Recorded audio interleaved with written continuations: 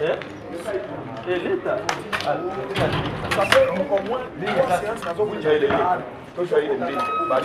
votre ami ne travaille pas.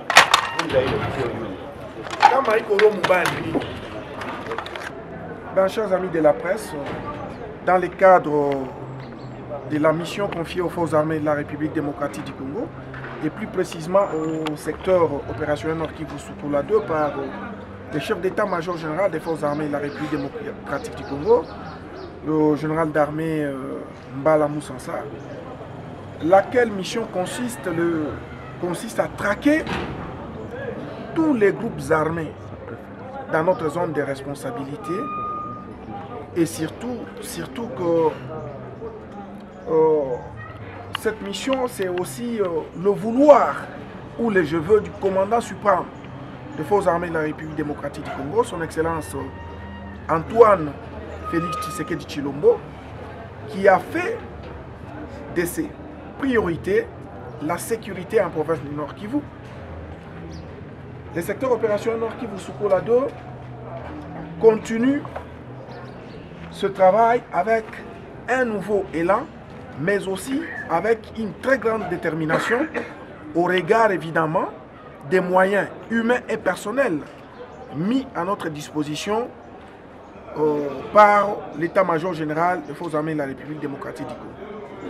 Parlant justement de cette mission, nous vous disons que cela fait déjà 3 mois que nous nous sommes lancés dans des opérations de grande envergure sur toute l'étendue du secteur opérationnel Nord Kivu Soukula 2, à savoir ici le territoire de Walikale, Massissi, Rutshuru et Nyiragongo.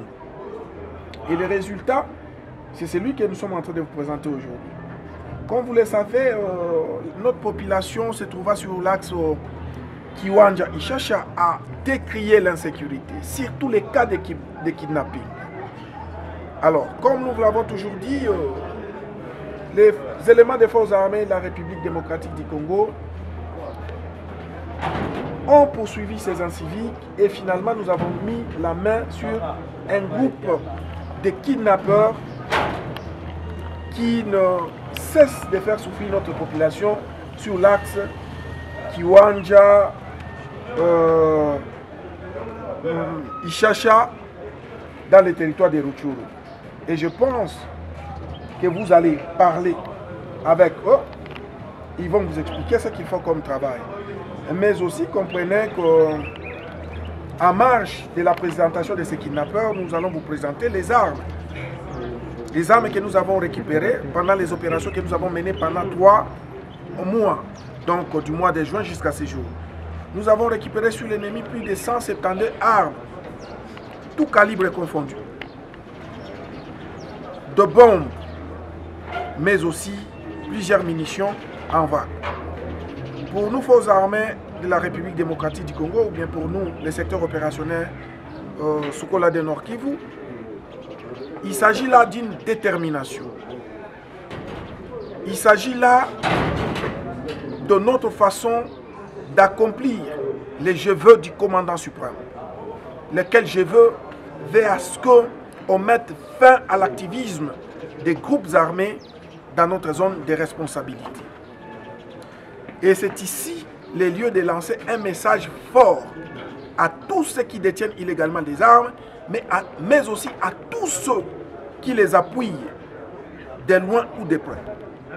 Qu'au regard des moyens matériels et humains mis à la disposition des forces armées de la République démocratique du Congo par le commandant suprême, aucune place ne sera laissée pour ces détenteurs illégaux d'armes à feu. Tout le monde doit se préparer à revenir à la raison, ou sinon il va subir la puissance de feu des forces armées de la République démocratique du Congo. Voilà, vous avez tout le temps de parler. Vous avez un pasteur qui se livre aussi au kidnapping, mais aussi nous avons toujours dénoncé la collaboration qu'il y a toujours eu entre la population et les groupes armés.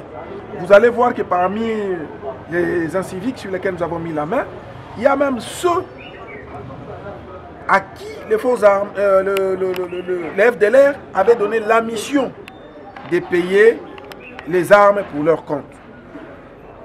Vous êtes de la presse, nous vous donnons l'autorisation de converser avec eux.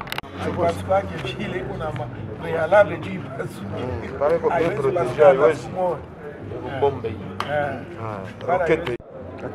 N'entrez pas dans les images. Je ne veux plus personne. N'entrez pas dans les images. Moi-même, je vais présenter. C'est au moins qu'on a payé au